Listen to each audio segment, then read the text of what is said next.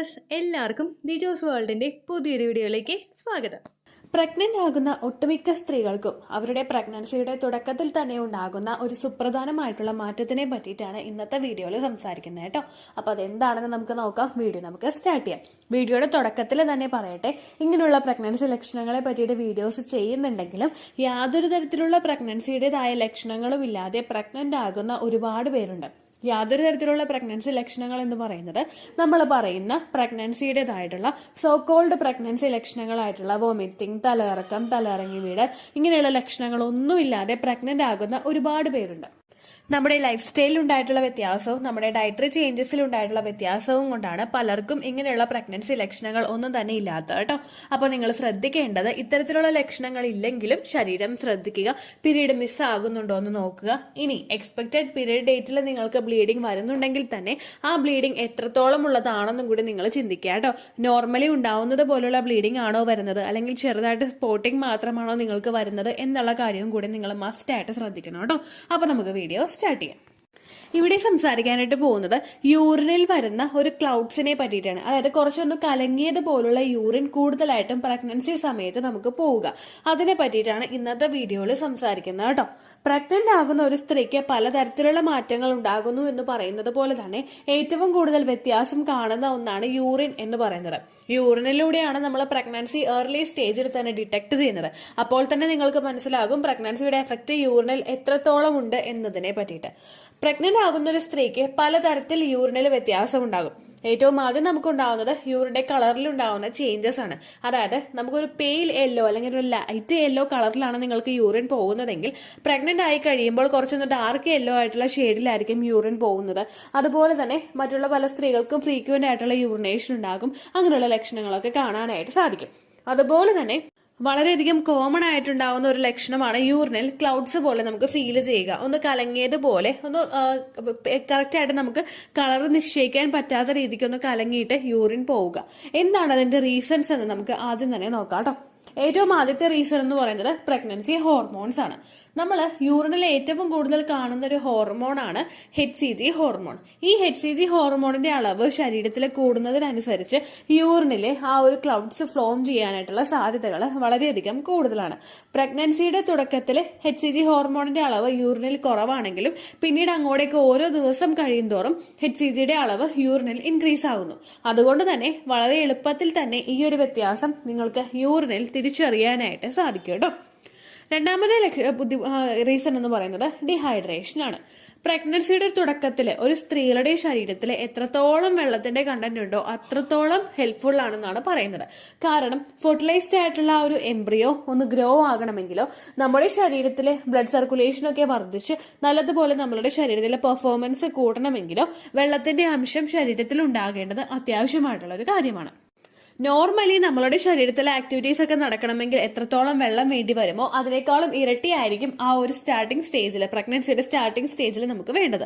കാരണം എംബ്രിയോ ഏറ്റവും കൂടുതൽ പിടിച്ചു കിട്ടുന്ന സമയത്ത് അതിന് വേണ്ടുന്ന എല്ലാം നമ്മളുടെ ശരീരം പ്രൊവൈഡ് ചെയ്തുകൊണ്ടിരിക്കും. അതുകൊണ്ട് തന്നെ വാട്ടർ റിക്വയർമെന്റ് വളരെയധികം കൂടുതലായിരിക്കും. നമ്മൾ ഒരു ദിവസം നോർമലി മാക്സിമം പോയി കഴിഞ്ഞാൽ 1 ലിറ്ററോ അല്ലെങ്കിൽ ഒരു 1.5 ലിറ്ററോ വെള്ളമായിരിക്കും കുടിക്കുന്നത്. പക്ഷേ പ്രഗ്നൻസിയുടെ സ്റ്റാർട്ടിംഗ് സ്റ്റേജിൽ നമുക്ക് അത്രയും വെള്ളം പോരാ. ഒരു 3 ലിറ്റർ വെള്ളമെങ്കിലും നമ്മൾ കുടിക്കാനായിട്ട് നിൽക്കണം. അതിന്റെ ഒരു ഡെഫിഷ്യൻസി ശരീരത്തിൽ ഉണ്ടാകുമ്പോഴേക്കും അത് നമ്മളെ ഡീഹൈഡ്രേഷൻ ഉണ്ടാകും. ഡീഹൈഡ്രേഷൻ വന്നു കഴിഞ്ഞാൽ ഏറ്റവും ആദ്യം നമുക്കത് യൂറിനിൽ തിരിച്ചറിയാനായിട്ട് സാധിക്കും. അങ്ങനെ ഡീഹൈഡ്രേഷൻ ഉണ്ടാകുന്നത് ഇങ്ങനെ ക്ലൗഡി യൂറിൻ ഉണ്ടാകുന്നതിന് ഒരു റീസൺ ആണ് കേട്ടോ. അടുത്തൊരു കാര്യം എന്ന് പറയുന്നത് യൂറിനറി ഇൻഫെക്ഷൻ ആണ്. പ്രഗ്നന്റ് ആകുന്ന പല സ്ത്രീകൾക്കും പ്രഗ്നൻസിയുടെ സ്റ്റാർട്ടിംഗ് സ്റ്റേജിൽ തന്നെ ഉണ്ടാകുന്ന ഒന്നാണ് യൂറിനറി ഇൻഫെക്ഷൻ എന്ന് പറയുന്നത്. പ്രഗ്നന്റ് ആകുന്ന സമയത്ത് നമ്മളുടെ ശരീരം ഒന്ന് വീക്ക് ആവുന്നത് കൂടുതൽ ഇൻഫെക്ഷൻസ് നമുക്ക് ഉണ്ടാകുന്നതിന് കാരണമാകുന്നു. ഇങ്ങനെ പലതരത്തിലുള്ള ഇൻഫെക്ഷൻസ് ഉണ്ടാകുന്ന കൂട്ടത്തിൽ പലർക്കും വളരെ ഫെമിലിയർ ആയിട്ട് ഉണ്ടാകുന്ന ഒന്നാണ് യൂറിനറി ഇൻഫെക്ഷൻ എന്ന് പറയുന്നത്. യൂറിനറി ഇൻഫെക്ഷൻ വന്നു കഴിഞ്ഞാൽ നമുക്ക് യൂറിനിൽ ബാഡ് സ്മെൽ ഉണ്ടാകും. അതുപോലെ തന്നെ യൂറിനിലെ കളർ വ്യത്യാസം ഉണ്ടാകും. യൂറിൻ പാസ് ചെയ്യുമ്പോൾ നമുക്ക് വേദന ഉണ്ടാകും. ഇതെല്ലാത്തിനോടൊപ്പം തന്നെ യൂറിനിൽ ക്ലൗഡ്സ് ഫോം ചെയ്യാനായിട്ടുള്ള സാധ്യതകളുണ്ട്. കലങ്ങി മറിഞ്ഞ് നമുക്ക് യൂറിൻ പോകാനായിട്ടുള്ള സിറ്റുവേഷൻസും അവിടെ ഉണ്ടാവുന്നു. ഈ യൂറിനറി ഇൻഫെക്ഷൻ ഉണ്ടായി കഴിയുന്നത് പല സ്ത്രീകൾക്കും പ്രഗ്നൻസിയുടെ സ്റ്റാർട്ടിങ്ങിൽ തന്നെ ഉണ്ടാവുന്ന ഒരു കാര്യമാണ്. ആ ഒരു വ്യത്യാസം കണ്ടതിന് ശേഷം പ്രഗ്നൻസി ടെസ്റ്റ് ചെയ്ത് നോക്കിയപ്പോഴേക്കും പോസിറ്റീവ് ആയിട്ടുള്ള ഒരുപാട് പേരുണ്ട് കേട്ടോ. അപ്പൊ അങ്ങനെയുള്ള ഒരു വ്യത്യാസവും നിങ്ങൾക്ക് ശരീരത്തിൽ കാണുന്നുണ്ടെങ്കിൽ അതും നിങ്ങൾക്ക് പ്രഗ്നന്റ് ആയതിന്റെ ഒരു സൂചനയായിരിക്കും കേട്ടോ. അടുത്ത റീസൺ എന്ന് പറയുന്നത് യൂറിനിൽ പ്രോട്ടീന്റെ കണ്ടന്റ് കൂടുന്നതാണ്. നമ്മൾ പ്രഗ്നന്റ് ആകുന്ന സമയത്ത് യൂറിനിൽ പ്രോട്ടീന്റെ കണ്ടന്റും അതുപോലെ തന്നെ ഷുഗർ ലെവലും ഗ്ലൂക്കോസ് ലെവലും കൂടാനായിട്ട് സാധ്യതകളുണ്ട്. ഈ പ്രോട്ടീൻ കണ്ടന്റ് ശരീരത്തിൽ കൂടുമ്പോഴേക്കും ഇതിന്റെ ഭാഗമായിട്ട് യൂറിനിൽ അത്തരത്തിൽ ക്ലൗഡ്സ് നിങ്ങൾക്ക് ഫീൽ ചെയ്യാനായിട്ട് ചാൻസസ് ഉണ്ട് കേട്ടോ. അടുത്ത റീസൺ എന്ന് പറയുന്നത് നമ്മൾ എടുക്കുന്ന വിറ്റമിൻസ് ആണ്. ഇപ്പോൾ പ്രഗ്നൻസിയുടെ സ്റ്റാർട്ടിംഗ് സ്റ്റേജിൽ മുൻപായിട്ട് തന്നെ നിങ്ങൾ പ്രിനേറ്റൽ വിറ്റമിൻസ് എടുക്കുന്നവരാണെങ്കിൽ, ഫോളിക് ആസിഡ് ആണെങ്കിലും മൾട്ടി വിറ്റമിൻ മെഡിസിൻസ് ആണെങ്കിലും നിങ്ങൾ എടുക്കുന്നുണ്ടെങ്കിൽ അതിന്റെ ഭാഗമായിട്ട് നമ്മൾ യൂറിൻ പാസ് ചെയ്യുമ്പോഴേക്കും ഈ ഒരു വ്യത്യാസം നിങ്ങൾക്ക് തിരിച്ചറിയാനായിട്ട് സാധിക്കും. അതുപോലെ തന്നെ ഫോളിക് ആസിഡിന്റെയും അയോണിന്റെയും ഒക്കെ സപ്ലിമെന്റ്സ് എടുക്കുന്നവർക്ക് യൂറിനിൽ ഒരു കളർ ചേഞ്ചസും നേരത്തെ തന്നെ തിരിച്ചറിയാനായിട്ട് സാധിക്കും. അപ്പോൾ ഓൾറെഡി ഈ ഒരു മെഡിസിൻ എടുക്കുന്നവർക്ക് ചിലപ്പോൾ ഈ ഒരു വ്യത്യാസം എളുപ്പത്തിൽ മനസ്സിലായിക്കൊള്ളണമെന്നില്ല. പക്ഷെ അങ്ങനെ അല്ലാതെ പ്രഗ്നൻസി ഇപ്പൊ ആയി കഴിഞ്ഞിട്ട് ഒരു ഡോക്ടറെ പോയി കണ്ടുവന്നിട്ട് നമ്മൾ ഇത്തരത്തിലുള്ള സപ്ലിമെന്റ്സ് ഒക്കെ സ്റ്റാർട്ട് ചെയ്യുന്നവരാണ് നിങ്ങളെങ്കിൽ നിങ്ങൾക്ക് ഈ ഒരു വ്യത്യാസം എളുപ്പത്തിൽ യൂറിനിൽ കണ്ടുപിടിക്കാനായിട്ട് സാധിക്കും കേട്ടോ. അപ്പോൾ ഇത്രയുമാണ് യൂറിനിൽ ക്ലൗഡ്സ് ഉണ്ടാവാനായിട്ടുള്ള, ഒരു ക്ലൗഡി യൂറിൻ ഫോം ചെയ്യാനായിട്ടുള്ള റീസൺ എന്ന് പറയുന്നത് കേട്ടോ. പ്രഗ്നന്റ് ആകുന്ന സമയത്തും ഡിഹൈഡ്രേഷൻ ഉണ്ടാവുമ്പോഴും ഡയബറ്റീസ് ഉണ്ടാവുമ്പോഴും ഇത്തരത്തിലുള്ള വ്യത്യാസം നമുക്ക് കാണാം.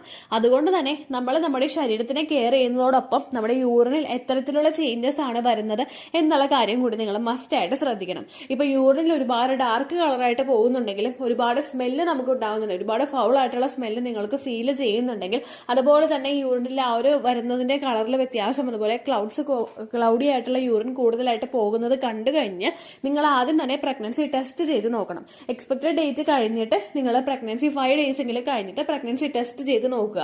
അതിന് നിങ്ങൾക്ക് നെഗറ്റീവ് റിസൾട്ട് ആണ് കിട്ടുന്നതെങ്കിൽ പിന്നെ നിങ്ങൾ ആ ഒരു യൂറിൻ വെച്ചുകൊണ്ടിരിക്കാതെ ഉടനെ തന്നെ നിങ്ങൾ ഡോക്ടറെ പോയി കാണുക. ചിലപ്പോൾ യൂറിനറി ഇൻഫെക്ഷൻ ഉണ്ടാവുന്നത് കൊണ്ടോ അല്ലെങ്കിൽ ഡയബറ്റീസ് ഉണ്ടാവുന്നത് കൊണ്ടോ ആയിരിക്കും ഇത്തരത്തിലുള്ള വ്യത്യാസം നിങ്ങൾക്ക് വരുന്നത് കേട്ടോ. ഇനി പ്രഗ്നൻസി ടെസ്റ്റ് ചെയ്യുന്ന സമയത്ത് നമ്മൾ മറ്റൊരു കാര്യം കൂടി ശ്രദ്ധിക്കണം.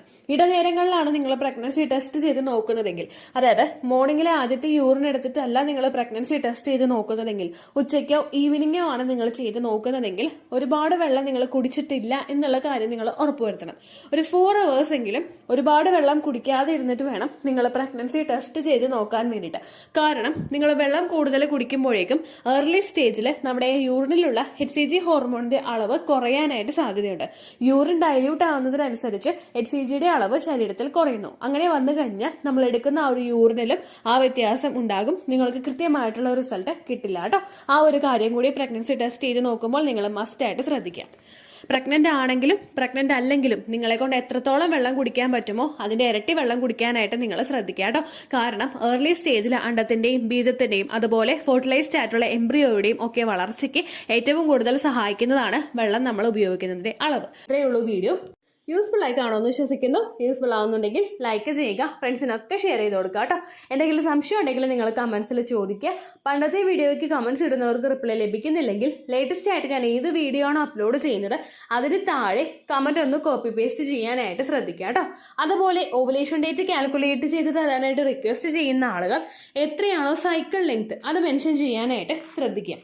സൈക്കിൾ ലെങ്ത് എന്നതുകൊണ്ട് ഉദ്ദേശിച്ചത് ഓരോ മാസവും എത്ര ദിവസം കൂടുമ്പോഴാണോ ബ്ലീഡിങ് വരുന്നത് അതാണ് സൈക്കിൾ ലെങ്ത്. കഴിഞ്ഞ മാസം ഒരു 8-ാം തീയതിയാണ് ബ്ലീഡിങ് ആയതെങ്കിൽ ഈ മാസം 6-ാം തീയതിയാണ് ബ്ലീഡിങ് ആയതെങ്കിൽ കഴിഞ്ഞ മാസം 8-ാം തീയതി മുതൽ ഈ മാസം 6-ാം തീയതി വരെ എത്ര ദിവസമുണ്ടോ അത് കാലണ്ടറിൽ എണ്ണി തിട്ടപ്പെടുന്നതാണ് നിങ്ങളുടെ സൈക്കിൾ ലെങ്ത്. സൈക്കിൾ ലെങ്ത് നമ്മൾ കൃത്യമായിട്ട് കാൽക്കുലേറ്റ് ചെയ്യുകയാണെങ്കിൽ ഓവുലേഷൻ ഡേറ്റ് എളുപ്പത്തിൽ കണ്ടുപിടിക്കാൻ വേണ്ടിയിട്ട് ഒരുപാട് ആപ്ലിക്കേഷൻസും ഒരുപാട് ഓൺലൈൻ ആയിട്ടുള്ള വെബ്സൈറ്റുകളും ഇന്ന് നമുക്ക് അവൈലബിൾ ആണ്. പ്ലേ സ്റ്റോറിൽ പോയിട്ട് ഓൺലൈൻ ഓവുലേഷൻ ട്രാക്കർ എന്ന് ടൈപ്പ് ചെയ്ത് കഴിഞ്ഞാൽ നിങ്ങൾക്ക് അതുമായിട്ട് ബന്ധപ്പെട്ടിട്ടുള്ള ആപ്ലിക്കേഷൻസ് കിട്ടും.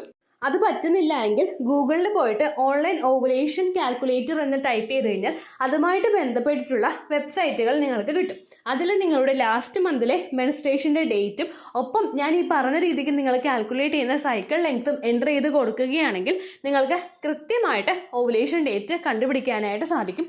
ഫെർട്ടൈൽ ടൈം പീരീഡും നിങ്ങൾക്ക് കിട്ടും. അതായത് എത്ര ദിവസം മുതൽ കോൺടാക്ട് ചെയ്ത് തുടങ്ങിക്കഴിഞ്ഞാൽ നിങ്ങൾ പ്രഗ്നൻ്റ് ആകും എന്നുള്ളൊരു ഡേറ്റും നിങ്ങൾക്ക് പ്രോപ്പറായിട്ട് കിട്ടും കേട്ടോ. ഇത് കാൽക്കുലേറ്റ് ചെയ്യുന്ന സമയത്ത് സൈക്കിൾ ലെങ്ത് കാൽക്കുലേറ്റ് ചെയ്യുന്ന സമയത്ത് നിങ്ങളുടെ ആ ഒരു കലണ്ടറിൽ നോക്കി തന്നെ നിങ്ങൾ കാൽക്കുലേറ്റ് ചെയ്യുക. പല മാസങ്ങളിലും 30-31 ദിവസമുണ്ട്. അതുകൊണ്ടാണ് അങ്ങനെ പറഞ്ഞത്. ഒപ്പം നിങ്ങൾക്ക് ബ്ലീഡിങ് തുടങ്ങിയ ദിവസത്തിന് വേണം നിങ്ങൾ ഡേ 1 ആയിട്ട് എടുക്കാൻ വേണ്ടിയിട്ട്. സ്പോട്ടിങ് തുടങ്ങിയ ദിവസത്തിനെ, അതായത് ചെറുതായിട്ട് ഡിസ്ചാർജ് പോയി തുടങ്ങിയ ദിവസത്തിനെ നിങ്ങൾ കൺസിഡർ ചെയ്യേണ്ട ആവശ്യം ഇല്ല കേട്ടോ. അപ്പോൾ ഇത്രയേ ഉള്ളൂ വീഡിയോ. അടുത്തൊരു വീഡിയോ ആയിട്ട് നമുക്ക് വീണ്ടും കാണാം. ബൈ.